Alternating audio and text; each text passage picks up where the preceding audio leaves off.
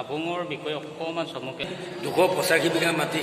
বহল আৰু ওখ ঠাই সেইখিনিক টাই ভাষাত হাঁহ বুলি কয় হাঁহ মানে হ'ল বহল আৰু ওখ ঠাই কিন্তু বুং মানে হ'ল দ ঠাই অৰ্থাৎ হাবুংখনৰ নিচেই কাষতে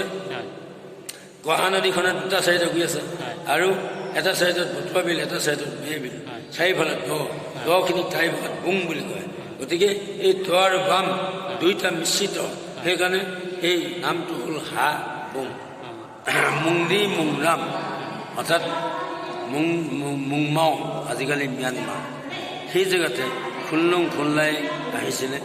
লগত খুনলাই 7 নম্বৰ ল'ৰা চাউলুং চুকাফা আহিছিলে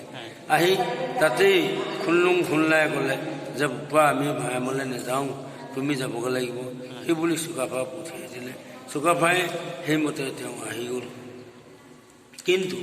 তেওঁলোকে চুকাফাৰ লগত 9000 সৈন্য সামন্ত দিলে আৰু 3জন পুৰুষিত দিলে মছাম মছাই মুকলং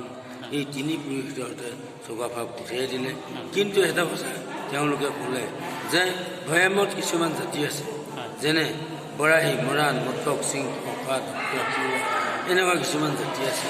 এই জাতিবিলাক তুমি যুদ্ধ নকৰিব তেওঁলোকৰ লগত মোকামিলা মুংদুম চুংদুম ধৰিব লাগিব বৰষুণ ধৰিব লাগিব সেই বুলি কৈ তেওঁ পঠিয়াই দিলে আৰু তেওঁ আহি থাকিলে আহি এটা বৰ ওখ পৰ্বত আছিলে পৰ্বতৰ নাম আছিলে দৈকাং পৰ্বত তাতে তললৈ চাইছিলে কোনফালে গ'লে ভৈয়াম পাম কোনোফালে পোৱা নাছিলে তেতিয়া চুকাফাই উপায় নাপায় লগত যিটো কাই মানে কুকুৰা আনিছিলে সেই কুকুৰাটোকে পণ্ডিতসকলক ঠেলি দিলে আৰু পণ্ডিতসকলে সেই কাই পাচি কৰি পূজা পাতিলে তেতিয়াই পথটো ওলাই পৰিলে আৰু সেই পথে চুকাফাই ভৈয়ামলৈ নামি আহিলে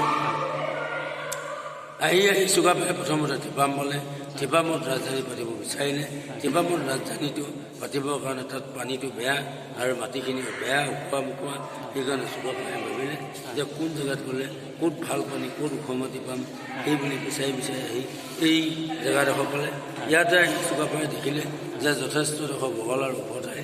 আৰু এই বহল আৰু ওখ ঠাইখিনিতে ৰাজধানী পাতিম বুলি 285 বিঘা মাটি গড় মাৰি ল'লে গড় মাৰি লৈ তেওঁ 9000 সৈন্য সামন্ত আহিছিলে সেই 9000 সৈন্য গোট সেই ৰেনৰ গাঁওফালে গা ধোৱা পুৰি আছে তাতেই তেওঁ গা ধোৱা পুৰি খান্দিলে তাতেই তেওঁ গা ধোৱা পুৰি লয় তেওঁলোকক গা ধুবলৈ দিলে আৰু এনেকুৱা পিছতে সেই 9000 তাতে গা পা ধুৱে আৰু 3জন পুৰোহিত মছাম মছাই লং এই 3 পুৰোহিতৰ সৈতে ইয়াতে আহিছিলে তাৰে এজনৰ মৃত্যু হ'ল সেইকাৰণে এই সোঁফালে এটা কৌটা পুখুৰী তাতে মৈদাম আছে সেইটো হ'ল পুৰোহিতৰ মৈদাম তাৰপাছত চুকাফাই লগত এটা চুমদেউ নামৰ বিজ্ঞ আনিছিলে সেই চুমদেউ বিজ্ঞক পূজা কৰিবৰ কাৰণে এই বেটিটো উঠাই লৈছিলে ইয়াতে চুমদেউ বিজ্ঞক পূজা কৰিছিলে এনেকৈ পূজা কৰি থাকোঁতে তেওঁ খুব বেছি 2.5-3 বছৰ কাল আছিল তেনেকুৱাতে ব্ৰহ্মপুত্ৰ বানপানী আহিলে যেতিয়া বানপানী ইয়াত উঠিলে তেতিয়া চুকাফাই ভাবিলে যে এইডোখৰ ঘৰ জেগা এইবুলি চুকাফাই ইয়াৰ পৰা গুচি গৈ শিৱসাগৰ ৰাজধানী পাতিলে কিন্তু এই জেগাডোখৰ এনেকৈ থাকি গ'ল এই জেগাডোখৰ পুনৰ 1990 চনত এজন মানুহ উদ্ধাৰ কৰিলে তেওঁ হ'ল মানচাও যোগেন হাজৰিকা তেওঁ ক'লে যে এইখনে চাউলুং চুকাফাই পতা দ্বিতীয় ৰাজধানী হাবুং আৰু ইয়াত লাই খুঁটা পুতিব লাগিব ইয়াত চাউচেন বনাব লাগিব আৰু সেইমতে ইয়াতে চাউচেন বনোৱা হ'ল ইয়াতে আশীৰ্বাদ আৰম্ভ হ'ল সম্পূৰ্ণ ফুৰালুং তত্ত্বদৰ্শনৰ ৰীতিনীতিৰে টাই ভাষাৰে ইয়াত আশীৰ্বাদ চলিলে সেই আশীৰ্বাদ আজি অসমৰ সুতীয়া পৰা ডুবৈলৈকে নিতৌ হাজাৰ লোক ইয়াতে আশীৰ্বাদ লৈছে আৰু সেই আশীৰ্বাদৰ যোগেদি আজি যাক যি লাগে তাকে দিছে বেলুত ভাল সামন্ত ইয়ালৈ আহিছে তেওঁ ভাল হৈছে কোনোবাই বিয়া বাৰু পাতিছে